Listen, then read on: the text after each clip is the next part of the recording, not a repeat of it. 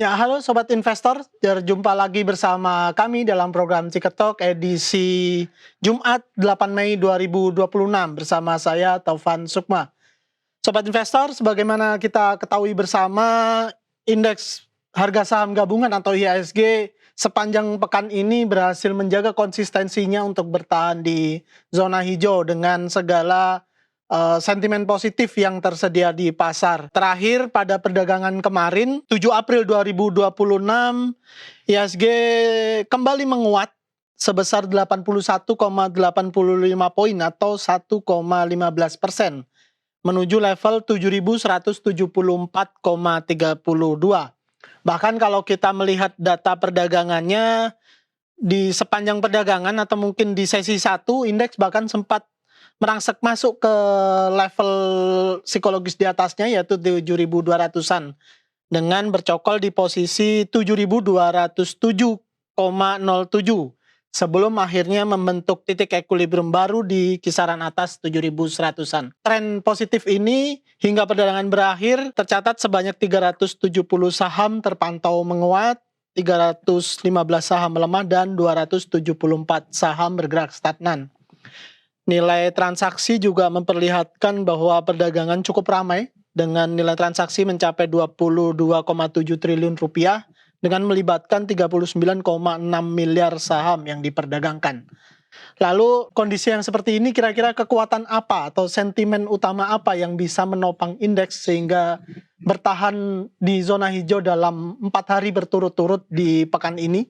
Atau juga apakah ini bisa menjadi sinyalemen bahwa secara perlahan kondisi di pasar modal domestik kita sudah cukup kondusif dengan mulai berangsur pulihnya sentimen-sentimen negatif yang pada perdagangan lalu cukup menekan indeks cukup kuat. Nah, untuk membahas hal tersebut kita sudah tersambung dengan investment spesialis dari PT Korea Investment and Sekuritas Indonesia atau KISI Sekuritas, yaitu Mas Azharis Hardian atau akrab disapa Mas Aza. Selamat bergabung Mas Aza, selamat pagi.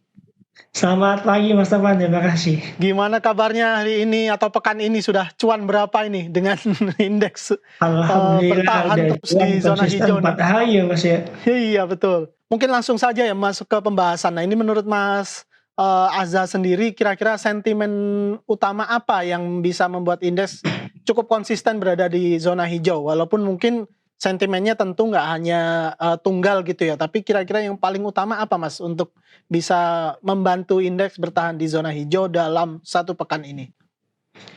Oke, kalau kita lihat di pekan ini ada 4 hari IHSG kita itu menguat 3, sekian persen gitu.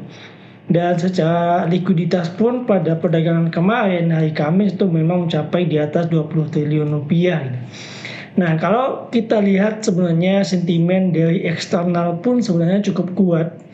Dari ketegangan geopolitik itu sudah melunak dengan adanya peninjauan 14 MOU antara AS dan Iran. Dan ini memang berpotensi adanya deeskalasinya cukup signifikan ya terlihat. Karena kalau kita lihat secara market global pun dari sisi US regional itu menguat cukup signifikan.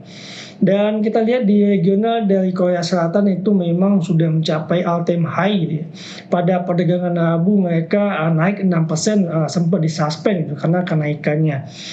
Dan dari sisi asing pun di IHSG kita sudah cukup mereda nih outflow-nya. Memang puncaknya berada di 23 April lalu itu memang terjadi outflow 3 triliun rupiah dalam 1 hari gitu. Dan sekarang udah mulai mereda.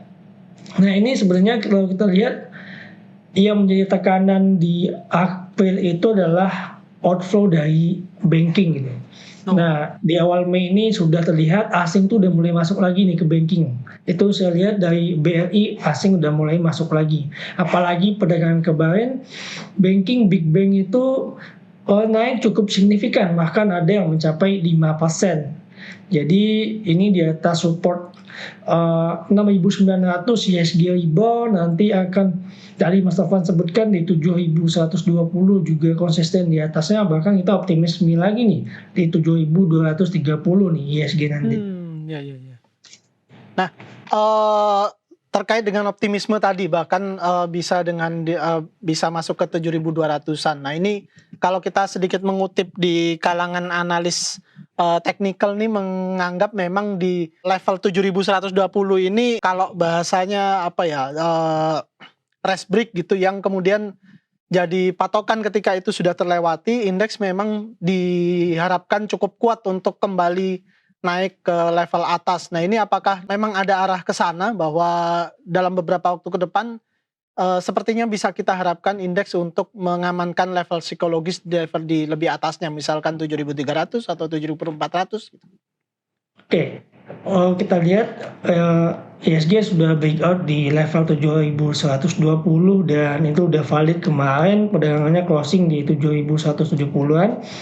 Dan secara teknikal memang ISG kita itu berpotensi membentuk pola double bottom, yaitu pola yang untuk reversal gitu ya, rebound pembalikan arah dan menuju tren bullishnya, walaupun dalam jangka pendek masih bullish. Untuk jangka panjang kita bisa lihat lagi secara primary trendnya nanti. Dan ISG ini berpotensi menuju level psikologis berikutnya di 7.230. Ini optimisme ini memang didukung juga dengan penguatan rupiah ke level 17.325. Karena memang rupiah kita sempat menyentuh di 17.400 ya gitu.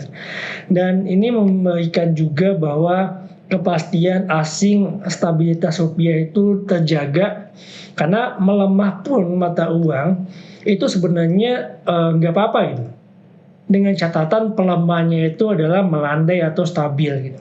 Jadi kemarin cukup signifikan melemahnya, makanya asing keluar cukup dalam juga. Dan kalau udah tercipta equilibrium baru, stabil rupiahnya, dan asing potensi akan masuk kembali ke pasar modal Indonesia, yang mana ya masuk dulu ke obligasi lalu masuk ke equity nantinya. Jadi ini kita lihat bahwa asing itu berpotensi balik badan nih, dari outflow menjadi inflow nih nanti Mas.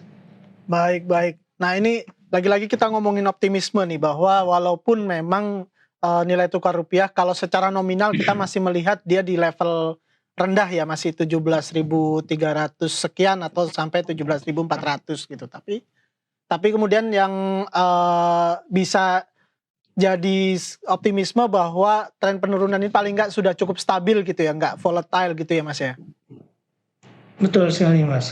Nah, At least dia itu udah mulai landai, nanti itu equilibrium baru dan asing mulai balik badan lah kita harapnya. baik. Nah, ini kalau kita sedikit, review ke belakang, isu tentang MSCI nih Mas, bahwa kan nanti di akhir Mei atau di Juni juga mau ada review lagi, tapi dengan kondisi yang kondusif seperti saat ini sebenarnya isu MSCI ini sudah di-repricing gitu atau disesuaikan atau sebenarnya juga sudah nggak jadi pelaku pasar udah nggak worry lagi gitu, atau gimana? Oke, kalau kita lihat isu MSCI sebenarnya ini udah price in ya sebenarnya, udah price in. Pengumumannya itu udah jelas juga di pekan ketiga April lalu juga menyatakan bahwa di bulan Mei itu masih terjadi interim freeze. Lalu menariknya adalah MSCI mengumumkan bahwa DSSA Bank itu keluar dari MSCI Indonesia gitu ya. Nah, memang dari sisi isu masih terbayangi adalah pasifannya, karena ada aktifan dan ada pasifan gitu. Kalau aktifan mungkin di pengumuman April itu udah langsung cabut gitu, makanya DSSA Bank itu turun cukup dalam di akhir April lalu.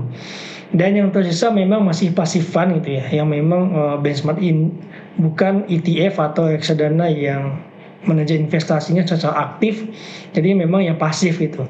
Nanti outflow-nya terjadi ketika memang DSSA dan BAN ini efektif keluar. Dan apakah itu menjadi signifikan bagi indeks kita, itu udah nggak terlalu signifikan karena porsinya itu sudah tidak terlalu besar.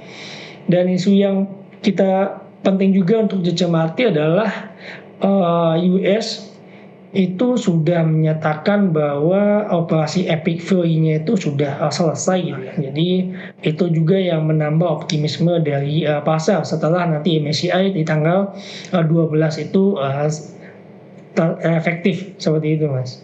Baik, baik. Nah, ini semakin menarik nih kalau di isu MSCI kan menurut Mas Azza sendiri kan sudah mulai price in gitu. Terus kemudian juga ada kabar dari Amerika yang mungkin proyek Epic Fury-nya yang resmi berakhir dan sebagainya. Nah, kalau kita mau berandai-andai begitu untuk kemudian kita berharap IHSG makin perkasa untuk kemudian masuk ke zona bertahan di zona hijau.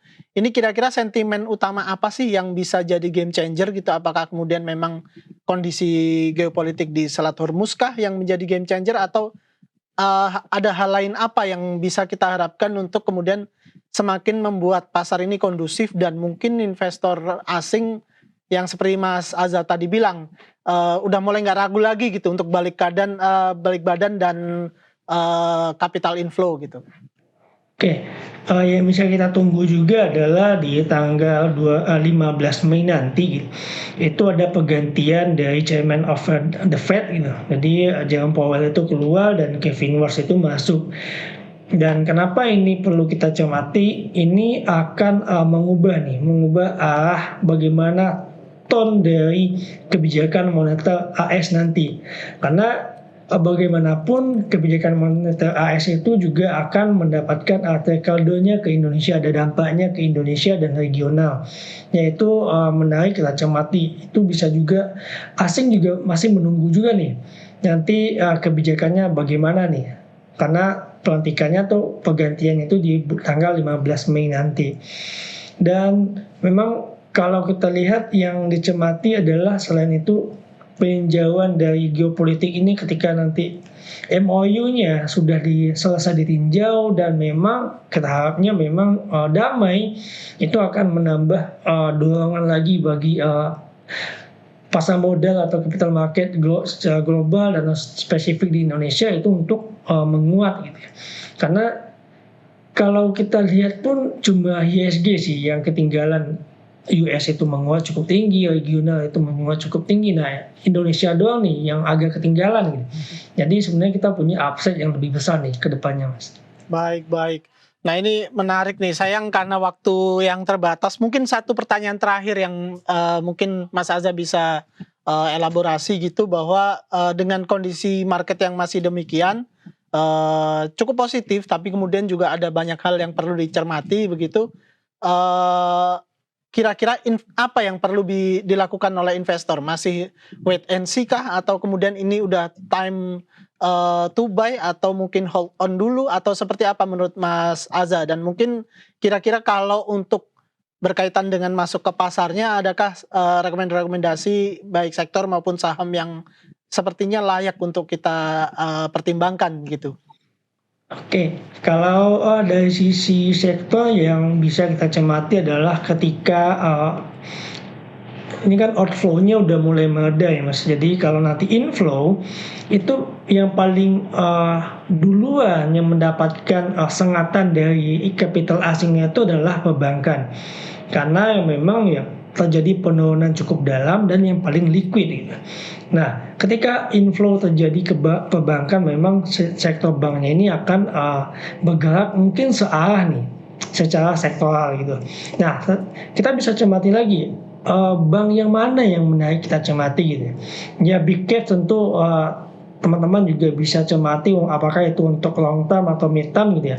Ya tapi untuk swing saya malah mencermati adalah ada bank digital, ada BBYB itu menarik untuk dicermati karena di kondisi pasar ini kayaknya kita harus lihat juga nih alpanya yang mana gitu yang bisa memberikan return yang cukup optimal gitu. Nah selain itu juga ada dari sisi sektor komoditas ada MDKA dan NCKL gitu. Karena ketegangan geopolitik mereda pun tidak serta-merta juga akan mendorong harga komoditas itu balik ke harga di awal tahun gitu. Karena efeknya itu agak panjang gitu. Jadi MDKA, MCKA ini juga masih menarik untuk kita cermati, Mas. Baik, baik. Nah, ini insight yang sangat berharga ini dari Mas Azza sendiri. Sayang waktu karena waktunya cukup terbatas. Kali lagi terima kasih banyak atas penjelasannya dan analisis yang disampaikan Mas Azza. Sampai bertemu lagi di lain kesempatan. Terima kasih Mas Azza. Terima kasih juga Mas Tovan, sampai jumpa. Sampai jumpa.